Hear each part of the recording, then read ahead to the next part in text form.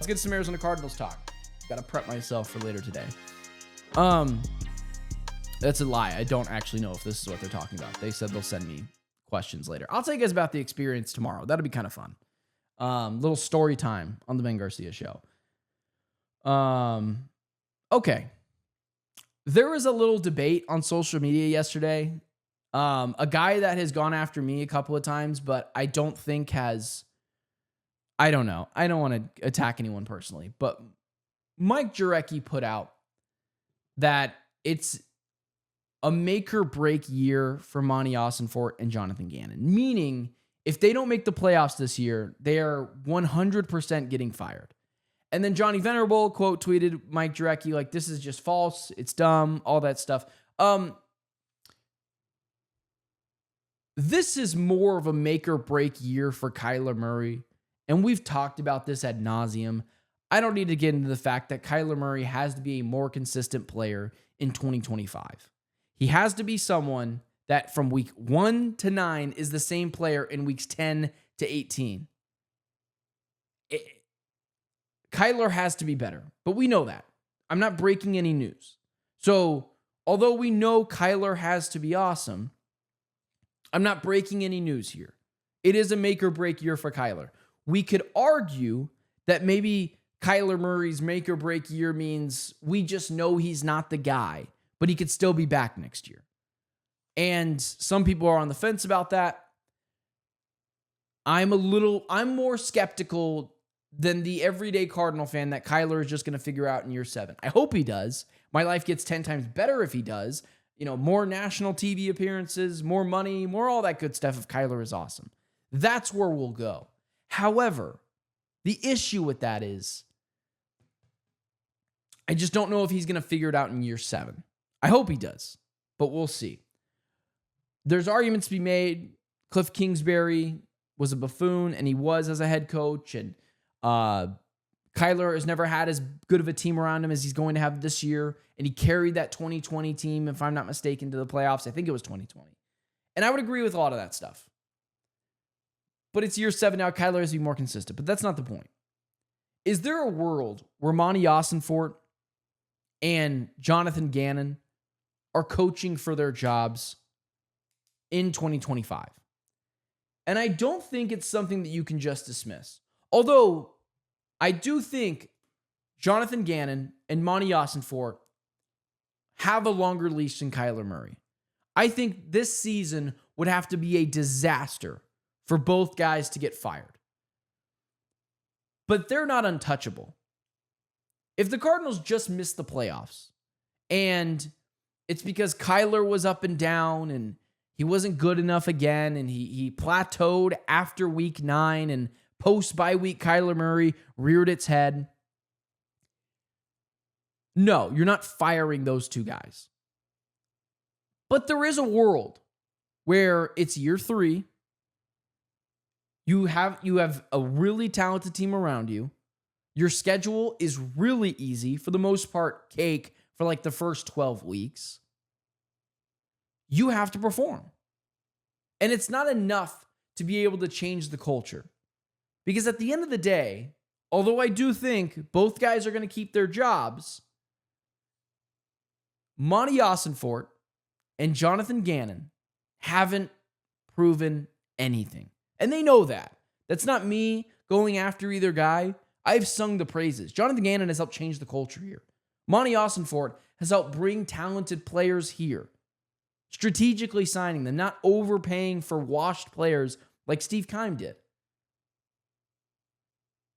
That is the recipe for a good team. But at the end of the day, you got to put it in the oven, pull it out, and the good team comes out. There is a world where Jonathan Gannon and Monti Ossenfort lose their jobs. It's just a very small one. But I don't want to let Jonathan Gannon and Monti Ossenfort come into this season with no pressure on them. Monti Ossenfort, I believe, aced the draft. Monti, I believe, was awesome building this team, not overpaying, getting Trey McBride on a deal, and then immediately someone else jumps his deal, drafting the right players. I agree with all that. Jonathan Gannon has put a fairly good coaching staff around him, and we can debate what Drew Petzing does well. However, there is a world where the Cardinals flame out, where the defense isn't good enough, where all the offseason acquisitions that they made to this team didn't work out. There is a world where Jonathan Gannon and Monti Ossenfort could lose their job. Acting like there's no world is, I think that's just, that's putting your head in the sand ostrich style and just saying you don't want any bad things to happen. It is a much bigger percentage that by the end of this year, Kyler Murray is gone and those two guys are here. However, you've done this through the first 2 seasons. You won a couple of games. You got the player you wanted in the draft. You won even more games. And now you're trying to see in year 3 if you can win 11 games and make the playoffs this year, which is totally possible. And I think it is strategically possible. But I don't want anyone to feel like there's no pressure on them this season to succeed, because there is. There at least is a little bit. I want everyone to feel a little bit of pressure. Kyler Murray's got a lot of pressure on him to succeed. Marvin Harrison Jr.'s got a little bit of pressure. I don't want Monti Ossenfort and Jonathan Gannon walking into this season like they are completely safe. They likely are, and they should be. JG has brought a different culture here that has helped succeed and grow over the past couple of seasons. Monti Ossenfort has continuously nailed the draft and strategically picked out players that fit this team well. But if things go to hell in a handbasket this year, the defense isn't as good, and the resources that you put into it aren't good enough, and Jonathan Gannon doesn't succeed as a head coach this year, that has to be something that is put into question. You don't just get another year free coaching pass because we like you, because the culture has changed. You have to succeed at some point. It's the same reason for Kyler Murray. The only way Kyler Murray is on this team next year is if, and they don't make the playoffs, is if he holds up his end of the bargain, but the defense is atrocious, or the offensive line, everyone gets injured, or mass injuries happen. Like, that is a possibility. And same with Jonathan Gannon and Monti Ossenfort. There is a 90% chance that they're back next year, but it's not 100. What if all the players that Monti Ossenfort picked in the draft this year, Jordan Birch is a swing and a miss, Will Johnson's a swing and a miss, Marvin Harrison Jr. never takes that second year leap, and the Cardinals plateau? That's an actual possibility. And if that's the case,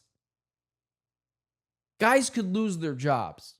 Now, I don't want to make it seem like this is a make or break year for Monti Ossenfort and Jonathan Gannon. If they win 8 games, 7 games, 9 games, and they miss the playoffs, you're talking about 2 guys that are coming back, and you're trying to figure out what's probably going wrong in the quarterback position or the OC position. But when you talk about a season imploding and it's 4, 5, even 6 wins, you're starting to go backwards. And it doesn't matter how good your culture is and how much players like you and adore you. That's an issue. So, with that being said, I understand that it's probably not happening. But I don't like this absolute culture for a team that has proven nothing. Jonathan Gannon has proved he's a leader of men. Monti Ossenfort has proved he's a smart head coach. But no one should be getting a free pass. Marvin Harrison Jr. has to step up this year. James Conner has to stay healthy. Kyler Murray has to be more consistent. The defense has to be better getting pressure at the quarterback. Everyone has a little bit of pressure, some more than others. Kyler's got the most. JG doesn't have any right now. But everyone's got to have a little bit of pressure going into the season. JG's got to know this thing can't blow up in his face. Monti Ossenfort has to know that his players from this year's draft and last year's draft need to contribute. And the players from his first draft have to continue to move up the totem pole. That's a real thing. I just don't like this idea that because you are someone that we like, that you just get a free pass and you have no pressure on you. Once you make the playoffs, once you succeed a little bit, then yes, I'll give you the praises, and you won't have any pressure to succeed the next year, and you won't lose your spot if things go awry. However, can we not act like anyone on this team has done anything yet? Because they haven't.